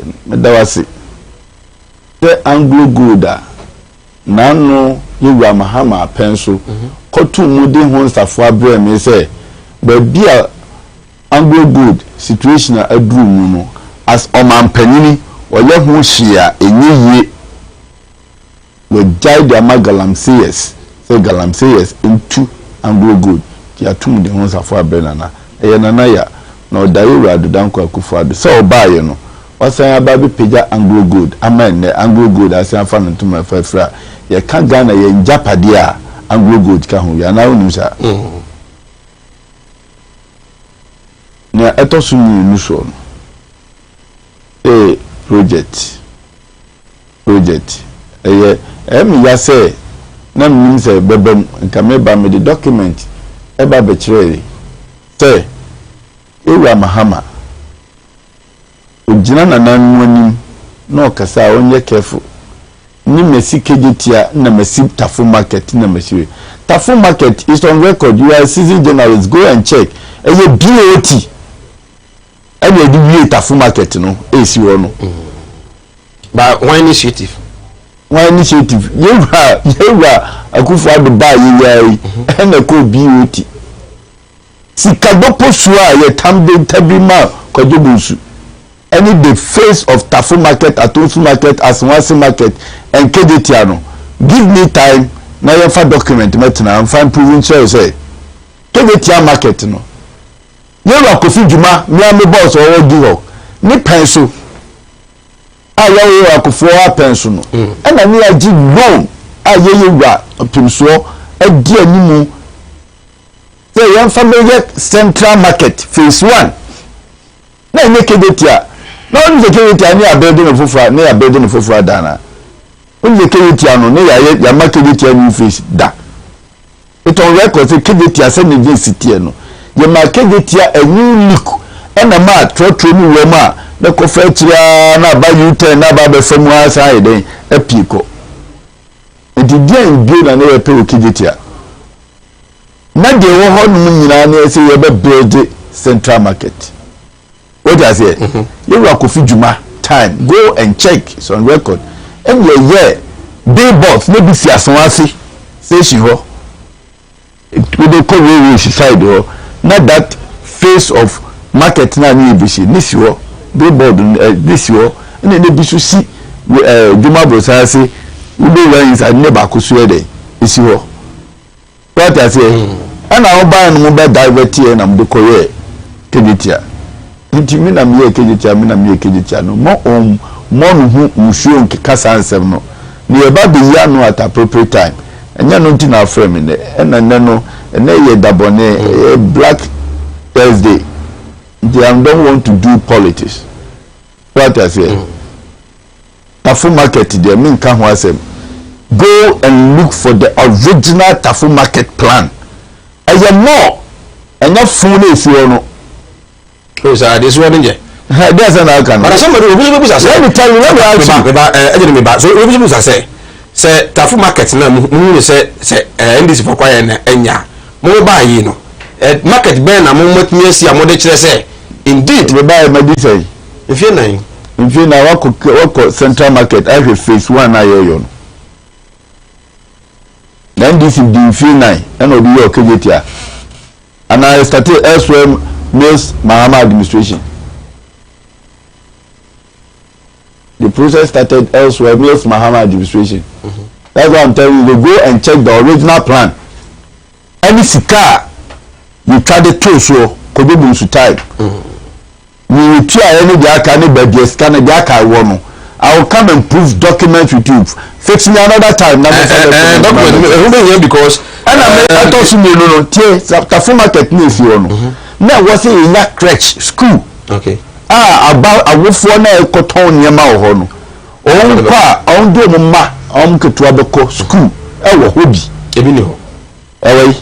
It is part of the original plan. Away. We free muna huskano. Away. Let us no. Na said a home market na said crank kahon. And yaman and Becca was it's just by the way me besu magana for as antiman mom who say sa ntro sema Muhammad namwa wakata out no hono unjaika na egu no fi eno ne bonika na ewura o kata say bra na be kanu kre ko na ko kanu kre no and he's not ready for that. Let me tell you people who are yen kanachi asem obeka ni chest ma ye kapapa yen kabone so imza say akamemu de sa ne ya akamemu yes baby Muhammad Gaddafi here. We try to do it as a no in Paboni. Yes, in the Papa Company abundance or in the known Adolf Hitler. Adolf Hitler Crano, who could be part of the story. Robert Nafi so I can send power here or your Nipa in Kenya chess and the word you use necessary evil or whatever. That is not it. You are Rollins, the bottom line is obey military government. Time no order of the day. Military government need to overthrow a civilian government. Now they are turning back near call civilian government bill now join military rule no asayaba and you no kwani the military personnel yenya na wabe coup e Ghana. I hope you know what I say. And it's on record say Sanya Manuna Koso. And don't also forget, say, a campaign for it say no more coup in Ghana. Also 2000. I the Babaye HND from democracy. The bad democracy. Yeah. What I say. Now the time no no te ho no anyama bebre Ghana for enya no so mfa so ititru ye NDC for ititru ye NDC for. It is also on record, and I stress and emphasize on this, that untimi nka NDC National Democratic Congress na wunni John Jerry Rawlings na wunna ne yire Ajimankuna du achire maybe bia obi akoda na wunsuan soso purpose into a country, but the formation of the NDC was actually formed by Nana Ajimankuna du. Do you know symbol na esi chinyano so no symbol na e dia symbol na esi chinyano so na e dia ana we dia ijo ana mo de bae. No, let me tell my story. Okay, so say me ya akora on ijo onka. Right, I'm never really trying. What to so now I'm never really trying. And in Asante region, National House of Chiefs ekoto aba na abato no Togo afede uzo na teso na osan pre-election na oji ahoho JBB sefi anyaso bekwai oman hene ahoho Western region, Western North region omi na contest here iwi abato no na no watankunya to aba no ato ede tia Togo afede ntene as I speak with you Togo afede enye president National House of Chief bill wadi nkugu ede ama Western North president Nana Yao JBB the second. I don't know you say you know as the new National House of Chief President. That's what I mean. Mira ye ma mutinkwa. Ewa Togo afeda yebi ono so meto aso. Ni anche. Oh. Fi nine there. Oh, say ayo mu apa ye. Okay. Said the Trump need the 2 year Mahama na no. Ayo mu apa be na beto aso. Na me ka asem no say Yura John Jerry Rawlings na yire Ajimankuna du so nse ofi Asante Mantem ya kodi ya Eagle Party no was actually formed by Nana Ajimankuna du ani kunu eye John Jerry Rawlings. What I say? And na ombe imeji Eagle no. Tinere ka NDC aya no mu official a alliance party. Two parties emerge together. Na dey. Eagle party NDC mu NPP mu. Ah? Eagle party ni NDC mu. And I go party is a good Ghana any history of Ghana. But you have the history of Ghanaian politics mana. What I say?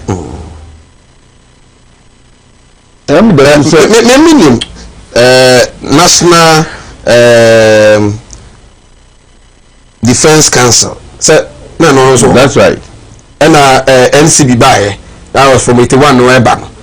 And I better PNDC. And I NDC. PNDC no. You move on to Democratic no. And on by imagine with Eagle Party. Okay. And the Eagle Party no, a part of the NDC was formed actually by Nakunadu Ajima Rawlings. What I say? Tino was saying Nikunu ni chani muja de so on manifesto no ano and I won't cast no my own say. Na yura Rawlings atenye no obeka ya mefa nko o kai me bia yura Rawlings we ka say atawe di makoko na someone na me de pa atamochman atawe di makoko no chi no be atamochman. Okay. And now beka gadindi gadem sa meni nyina no na nipa bi piano de na eden asinchen. What I say? Bi piano asinchen. And no akosua piano till today a minim se ode ko ni krechi a otoa na nanom o shedo aka 2 minutes what I say na yewura Rollins so no ka hu se wo nipa ene ohu die ya ohu se ye enya so a obohu se ye nyai enya entimra NDC party mun koda ne e grow up ti say ye mo ti hey let me grow acho weka kwa Bri East na me polling station chairman okay number BD electoral research officer number BD organizer number BD regional deputy organizer master BD organizer hwemfie do do amede asom party what I say na grow up am mpanyinfo bi na apega me na edi maduru bebia meduru ye no fi say mentie mu ne me political career no na me obi a we di atema mpanyinfo no e be ma kwan ma oduru ho enti se panyin ne wo tia obere obetino enti yewura Rollins try say enkoda na aba party no no so me kasa probity and accountability no na ba bia on the party ne ko no otiechiri a statement no say nya sa na me de tete me party no obi na no say okasa no he say the backing dog. You remember the word backing dog? I feel a big baby no say the dog has been chained. I know Baba until babies with some sharp teeth. I have foot you. One more ya do. But you need to send me there. Sit down, Papa. So to so to timber. Do you baby you know a chance here? Now customer now be train tramo. Obey can somewhere ya di achire wo no. Wo fi say what to hwa e be oda na onka. Enti onu so ti wona ohun say. Pacho. Oti wona ohun say. Ye MPP party no. E mo mpanyinfo ni mo nkoda wo buo ni die sonko. Enti o se o hyase nan anyoma papa party ni ye no. Onka bi nwa party no. Ma party from mpanyinfo hu say party ni mo nkoda wo buo na mpanyinfo no so wo buo sonko de ma party ma. Eno ne yonkofa ebe to Rollins eye yewura Rollins any MPP ntem okay enye se oye MPP ni o but the ordinary ehu ena afeso eba amanyosem no a won ni say MPP party no ebo no modern matimamufo ho towon especially on the party let us say that is the basis. Good. Gospel casket say men can just say nay eye na ba unya yi a say dey di bobo on penda da eye hu. The here say be 1 week na wi ba if one aka no obetimi aye de kama e de amount.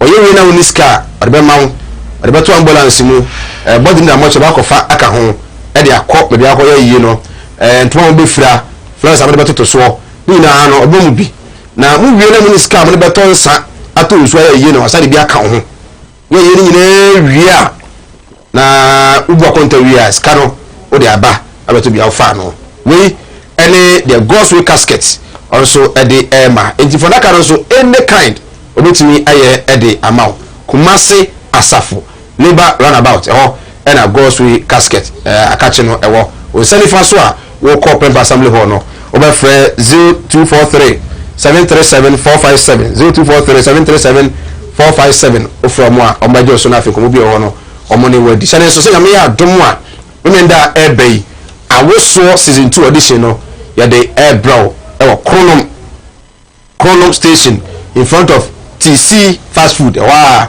na ya de awoso season 2 audition no e de airbrow we time heba awoso season 2 dro ba ko a in 3D na say ya me cameraman onya malaria yi onom time nom bottle ba ko ya na ho tze prim na ujana so obi a wontimi ne di onom nya ode o sore a ase odakwa wontimi na buon so kwa na ono yi sremu a bebre saa ni nyina no unya duro time ba message duro ukọ na bi to obi anya bi to betumi abo pa bi to do bia o man Ghana de okwa o se be time herbal we de bi no betumi abo asanso na Axeba Anolin Enterprise Kasmo Ventures and afi nyadua herbal nyina so eso asere ma yede awoso season 2 no etimi edero shade so Solomon there be na audition no eba so ewo Konom station ha na eba so 6 p.m. sharp na jumadi no etumi ashase entere ba ho na raje nche no etumi aba yadwendwere kanema mpanyina da JJ Rollins ni wu a wawu modern ba oboye ne amayuku anu wo mu so totoro niema ene ahonkomo na yedi wo so okai ne sei raje nche ne bra ni nyamre enkenkan enfama evangelist yes bejitum se me abofra na opanyini nso a onsua de no nso eye asempa ye duro bibia nyehu encha intellectual dishonesty Eagle Party founder ye hwan Owuraku Amofa ye founded omote party no 1992 party chairman then Nana Yaw Boachi Oforiata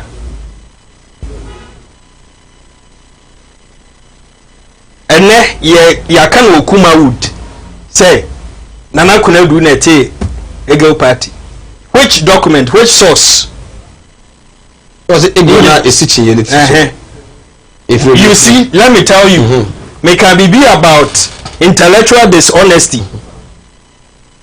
so we ni more better than say we be pretend say we ni but your mouth platform na we be go animu ase you see Eagle every Ghanaian living everywhere and Eagle or Kodie no okay the spellings everything is different okay so don't get it twisted if you don't know you don't know don't sit on such platform man for share people who know better than we do I don't be near dete how I don't any edit ya nyese ye nim che omo ehwe no you can also do your research EGLE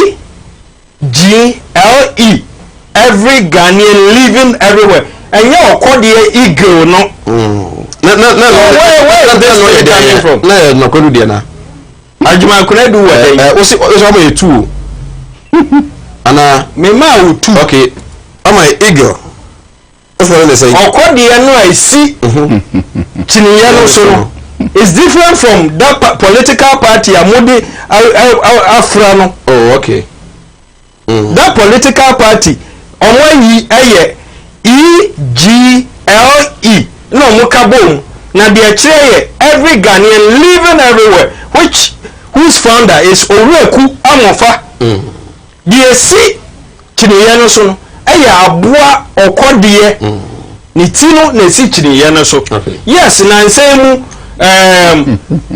abeto odwa Nana Kunawood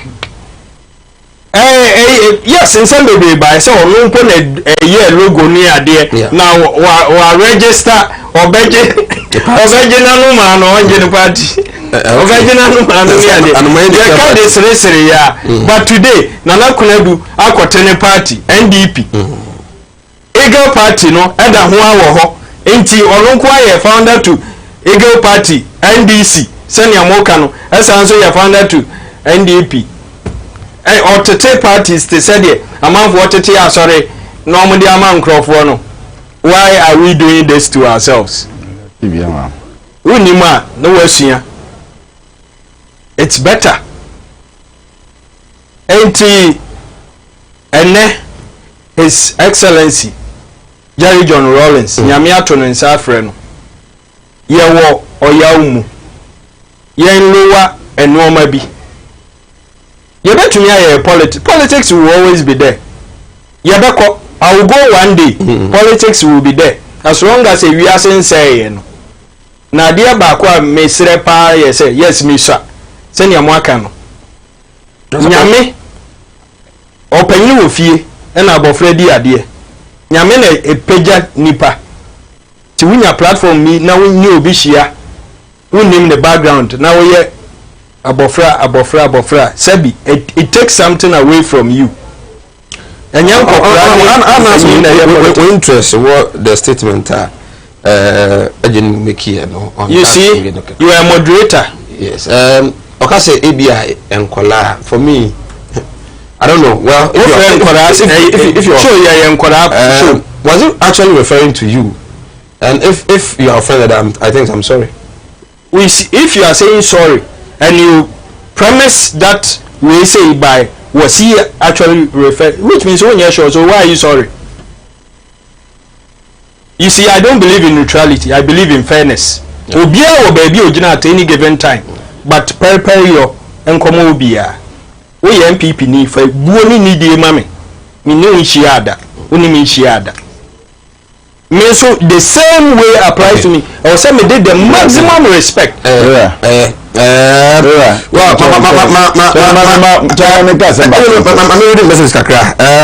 good evening, Sir Mike. I'm watching you from Iswatre. Very sad news. I'm down. You are making me even cry. May God keep him. Okay. Also, I don't know. I like the discussion. The NDC has postponed their campaign, the same as the NPP. I think they should all postpone to December 7th. Then we all go and vote in peace. Okay. Detail Mali also the Abba say sorry to the opposition party NDC and to all Ghanaians. Baby Ako from Konomu Odumasi, the Eagle Party, Sir Mike, correct the man that the Eagle Party was not formed by Ajima Rollins, okay, but rather a different person altogether. Make that check. Okay, yeah, that's it. I say good evening. I'm Matthew watching you live from Wasa Simpa. Our former president JJ Rollins brought light to Wasa Simpa in the Western region in 1992. May his soul rest in perfect peace.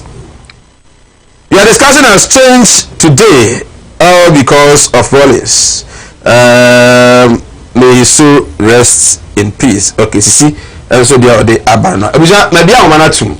Maybe I 0202 668461 0202 668462. What do you remember former President Rollins for? And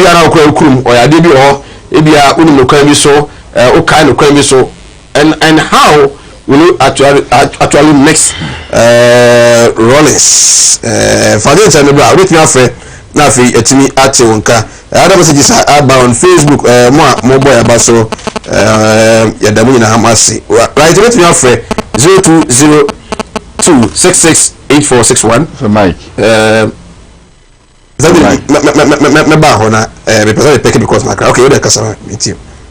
But I think it's a young personal. I think but I think so.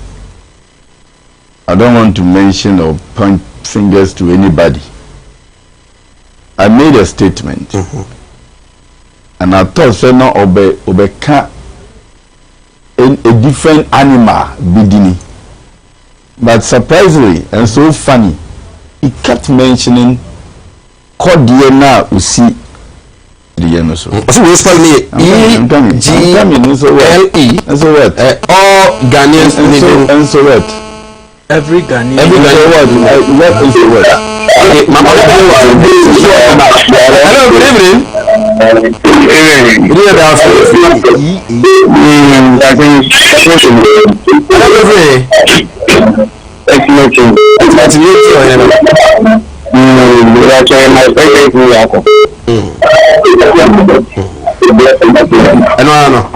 Okay, yeah, nasty. Hello, good evening. Okay, want to me? So we have 0202 66. Okay, hello, good evening. Hello, good evening. Abadi Majo. Wow. 0202 668461 668462. Abadi Abinaso, good evening. Hello. Okay, hijack a line. Hijack a line when you face from me. Yes, now we keep going. Someone make an. Where do you spell it? Cool, C-O-O-L. Same way the business spell it cool, K-U-U-L. So, Mza. So, I told you my way to I do good. Let's know how. Hello, good evening. Good evening, hello. Good evening, I'm free. Yes, I'm the people I'm so. Okay, yes, you. Now, look at you, school time. Let me go down. Okay, and then I you. School time. Control bar, so to my school training last year. If you do so, you don't know how you mean and I'm not going to it's a mechanic. And so, yeah, that's it. Next caller. Good evening. Hello. Okay, 0202668461. Numbers in the boost screen. No further what the volume of your TV set. Now you're tuned. Good evening. I'm afraid. I'm afraid to open Kumawood. Okay. The weapon. Right. Yes, you. The summer prosper. The ground of the Maureen. Okay. Former President Warren, why you not be paid? Yes. Yana man contact and me and while I get it. You say a man airport and only couldn't be more better man or G and so for the infrastructure for saying no money degree. I'm for at the 12 so you were in bar who are your man and you feel me a politics. And you remember the things. Yeah, that's it. Yeah, just a graph for you now. Also, wait to me at them. Nah, some other hope. Hello, good evening. How many hello. Raja Oban, what the volume of TV set? Good evening. Obani, good evening. Okay, on Tamika, Munyan first one, Wadaroma. Munyan first 0202668461. 0202668462. Hello. Hello. Good evening. Fine. You are afraid. The truth about it. Would you eat you? It's very confident. Okay. The meaning for running to one of the burn up through and go on from the current my soul blood the NBC baby. Oh, okay. I don't know, sir. The accident here now. Yes, sir. Okay. NBC baby in Yankata. Oh, okay. Great election. Okay. Right. You're now seeing the entry of Wasifu in 0202668461. Good evening. Good evening, sir. Mark. How come you? I don't. It is okay. So, okay. It was the entry of you. No, question. I would talk evangelist but I was in chat about in the channel. From all in fact, you are a room NDT. Who say, what they are, and no, but that I don't the man Mahama, Bedru ya, Nkano, other cancer. In fact, yeah, and so, and put on the pen and now the air can say, Mike, would you at least 2 PR? The best you find your politics. What you say? Your parties now be a little. Your cousin is cutting a kaya, ever kaya is the be a little. You feel what you want that. The Ghana for the party movie the teacher. Okay. We are no. Senior Nasi, Yanchi of Wasifu in a Wasifu, and I say Mugusa Moshe 0202668461. Hello, good evening. Hello. Good evening. Good evening. You are free. Let's you interview Takwa. Immediately, I will Badana.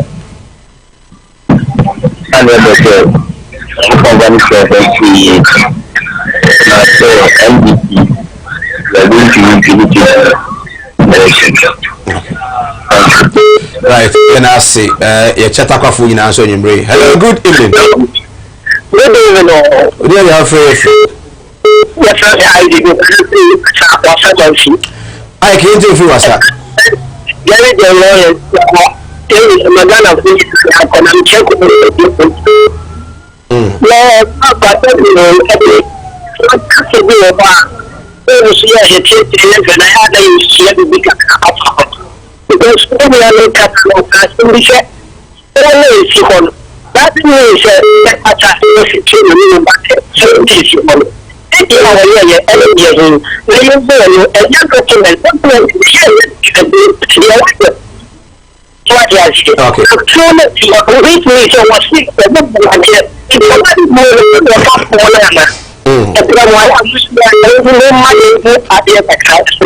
Okay. Yeah, now say, yeah, what's up for and you bring. Hello, good evening. Okay. 0202 668461 668462. Good evening. Hello, good evening. What do you have for me free? The bottom is shower. Okay, Rosemary. Papa J, me penasa former president. My papa has been that Eddie Amayi.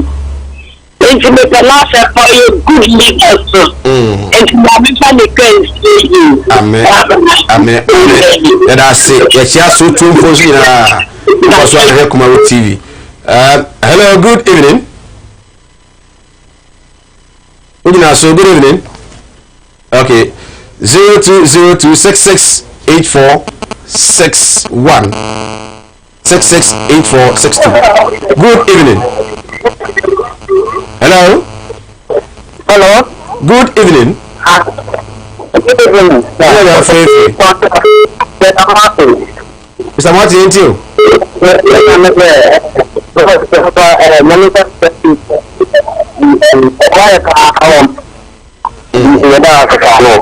Okay. Mr. Martin, yeah, that's it. I think that my last caller. Hello, good evening. Fine. What do you have for me, baby, Isaac, me fresh chocolate. Good. Chocolate for you, dear. Oh, yeah, boss. I can't do it. Yeah, former president, David Shiano. Oh, the BSO, in the park. Okay. I do better. Apart from the woman, I have a funny and the Papani would there. I don't think so. I am the one. Then I say, you're not for this.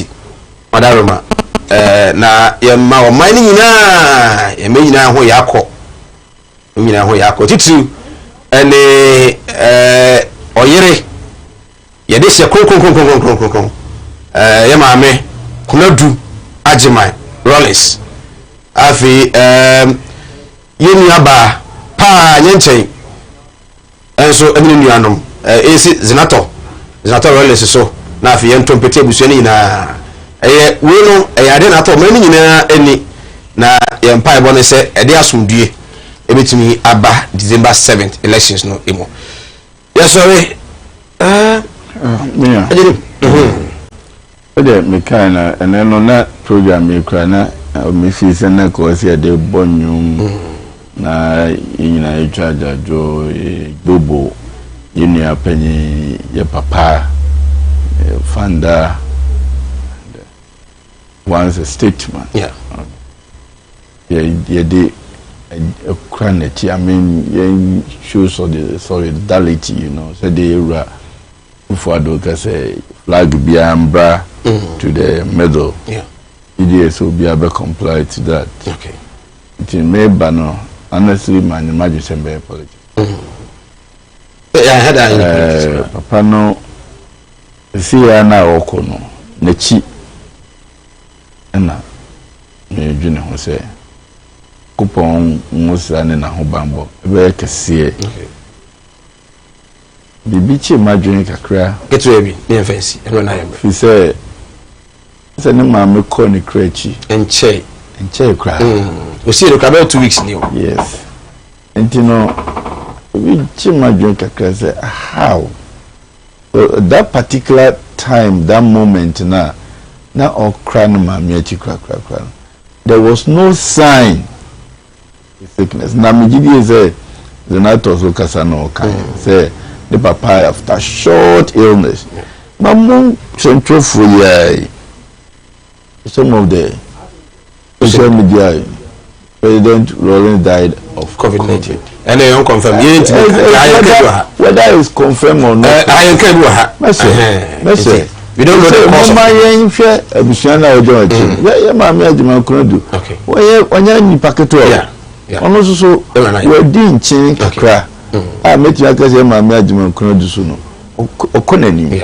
this is the time I can't say more.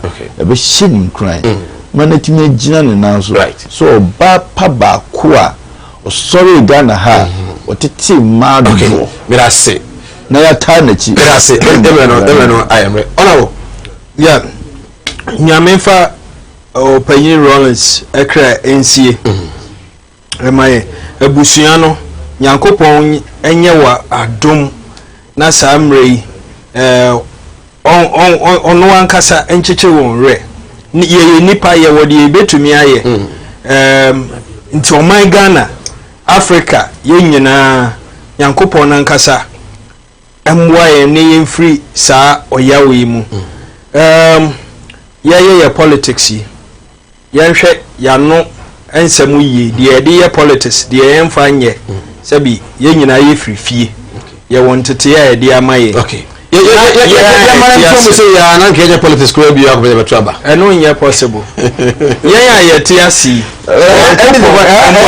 Very unfortunate also. Election, I had two. JMS, so now election season, say, a campaign season, say, and I will so acquire, sir. Yes, sir. Affecting my party, no. Well, if you are out for me, I'm ready to sound come on. That's it. That's it. Right. Right, I was na yede jumedi no SCA Mote evangelist Richard Pra NDC parliamentary candidate for Inshese constituency in Ashanti region. Sa enso na ajenim Waten former Ashanti regional NPP organizer and also Mote ne kamede the Michael Nana Adumako say Mike PRO Bernard Adair DOP Kobe Frank Zansona MCR VTR Emami Augustina and Afi Loretta executive producer Samuel Kwabna Dako PM Ochi Nozo and Afi director so Sam Dakus once again Michael Nana Admako nyame Islamo na onkam ho hwese obahwe yi na ti asese ade biara ewo ahyase no na wie so ewo nyame admo chena Ibisia ya crowd. Mensenye dia nanka malaria ya me pasa. Ada mutu mi mwame. Ndasne oyi mami. Menye dru. Oh yeah. Your friend nye dia herbal mesa. Eye malaria dro papa. So woko hospital. Na hu se malaria mo woni bi wo moje mu a. Kopenya dia herbal mesa. Ebe su malaria nyina. Wonu mu ato a nyanya dia herbal mesa. Wonu mu beye wo kama na wo bedidi.